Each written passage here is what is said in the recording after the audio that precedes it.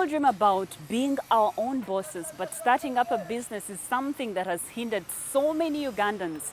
For Fred, Baka Nsubuga tapping into his talent brought him capital that has made him thrive even though he has a natural disability. Let us take a look at his story and see how best we can also learn from him and achieve even better.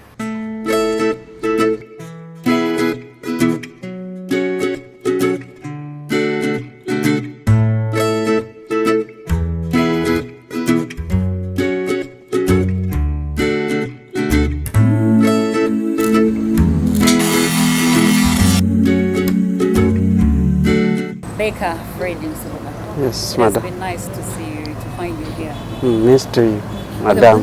Briefly tell us about yourself. Yeah, my I'm called Nsubuga Fred Baka.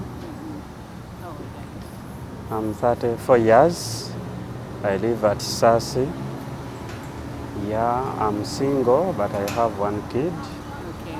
Yeah, briefly I'm that. Okay, what do you do? Fred, you see here I'm a graphics designer, and I also do fabrication. That is in fabrication. There is welding, that is making doors, windows, gates, tank stands, beds, as you will see around. Yeah, still. Okay. Did you go to university? Yeah, I went to university. Where did you learn at the university? By the university, surprisingly, university, I did a different course, not welding. What did you do? I did accounting and finance. Yeah. How was that shift? Because after in your senior six vacation, you tried graphics designing and you were perfect in it. Then at campus, went into accounting. How did that shift come about? By the way, okay, long ago. Industrial art at campus, right? It was there. But when I was young, I used to admire those people who work in the bank. Okay. So I grown up, that I had it in my mind. And but another factor which led me to do accounting and finance, you know, art is a practical subject. At campus, it requires a lot of work, and it's like they demand a lot of things which you need when you produce when like you're going the final product. yeah. So that thing also, it made me to fear to go industrial art. Yeah. So you thought accounting would be better. Because less time always in class and the library. Just so library, just like handouts, what. No stress. Yeah. So after campus, what did you decide to do? Did you look for jobs? Yeah, when I finished my final exams, that mostly we finished in May there. So I made a target that between that month, May, and we graduated in January. Where was campus? Chambogo. So that time range I made, I said, I said, if I fail to get a job within that time range, then I won't be looking for another. So after my graduation party, I had accumulated some money. Okay. I decided to go for that course, graphics. Yeah, I went for it. I studied for 6 months.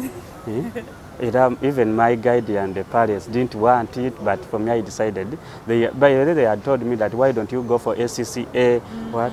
But for me I had seen the challenge of looking for a job, and I decided, because before they used to design for me. I could go to someone who is a designer and he is having a computer. He designed for me, I take it to the client.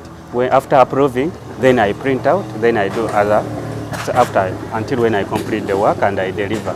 So I decided, it used to take me a lot of my time. So I decided I should learn the graphics, then I am able to design for myself. Oh, yeah. So between the time when you were, still deciding if I get a job, what were you doing? Were you just staying home, relaxed, as you wait for, a company to call you so that you become the accountant?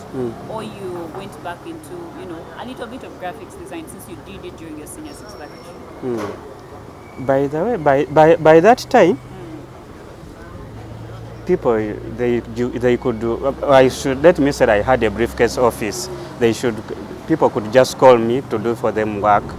Like if someone he wants like anything to do, they could go there. We bargain after finishing, completing that part, then I get that work. What happened after the course you went to do on graphics design?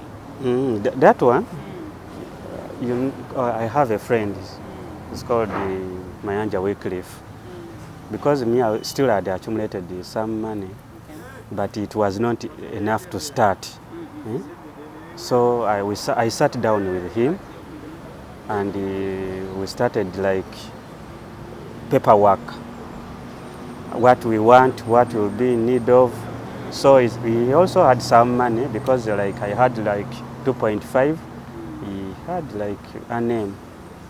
So we divided that money, we bought the machines we wanted to start with, even that one for rent. So we opened up our company. Yeah, sure. Okay. By then it was a shop. It was a shop, not a company. Yeah. So how was business when you started? You know, when you're starting is not easy. When you have just started, you have to by there to be what to set and wait. Those like the first months, like even we didn't start from here. Where was that? Where did you start? We started along with Sasubukoto Road. By then we are just doing art. Okay, just art on the computer. Yeah, on computer. By afterwards, 2015, we shifted here. Okay. Then we included fabrication. Yeah. How was business then? Were you getting clients? Was the money, too much? How was business at the moment? It was uneasy for me because I stayed here. We stayed like 1.5 years. Without making profit? By these people who branch and come and check on you, they used not to come. Only that I have those ones I had on that side of art. They used to call me and give me, or otherwise I direct those ones to come here. But someone to branch here, it was like almost 1.5 years. But we could also incur those expenses, paying rent, but afterwards we included in new ideas like making beds. When we started making beds, things changed. That way people started coming asking for beds. Okay, so tell me about the challenges you faced since you officially started in 2015, I should say. How have been the challenges? The first challenge I got here, the location of the business. You know, we are facing, yes, the main road, but the area is slopey. So like the vehicles, they pass here at a very high speed. So like someone to branch here, it's uneasy. It's not easy. By the way, as others complain, they tell me if like you get somewhere or in the junction, they complain about the place. It's not easy because like someone who is going to town, still they pass at a very the high speed. Okay, location. Any other challenges? And another challenge I have here, like power problem. The rates at which they charge us is too high. And do customers come? The customers, they come at a slow rate. You need to go marketing and advertising. They come slowly. And this business is the season one. So you make sure, like when you make money in this season, you have to save for the other season. There is boom and recession. So you have to be in get. So it's a seasonal business. Okay, Nsubuga. Naturally, you're not a physically able person. How have you managed to do things that other people who are, blessed, have actually failed to do? And you sprouted out to, just embrace yourself and, make it happen. How have you done that? How have you managed it? Also, I was also going to mention that among the challenges I have.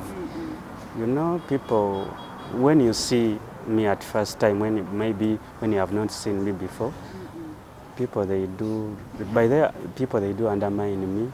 They think that I'm not able to do their work, but persistently I've been able to persist in maybe in the market.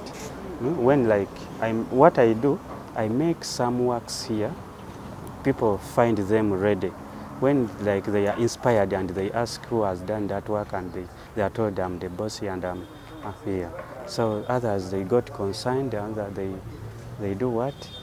Like they are able to give me work to do for them.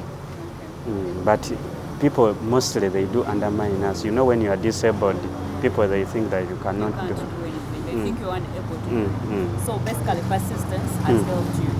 And also recommendations. By they also being creative, I make unique products like beds like like the stands, shoe rack, even gates, and creativity. Creativity. Mm. Okay. Yeah. So in Subuga, we've had challenges. You've sprouted out. What are the benefits you've acquired from this year? The first benefit, I've been able to get income for surviving. Yeah. Okay. And I've been able even earning. I've been like for the essential things, I'm able. Well, to get them for yourself. Another one, I've been able by there I've been connected to people, to able people.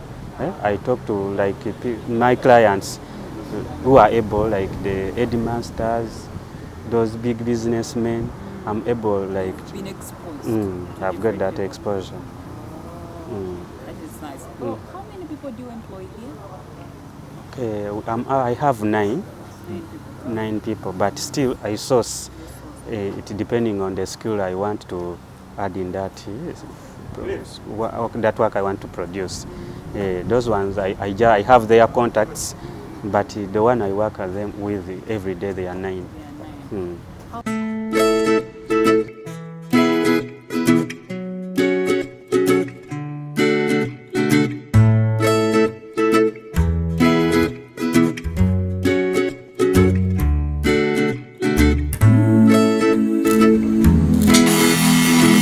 In a country with the highest rate of unemployment, tapping into your own talent is something that you should think about now.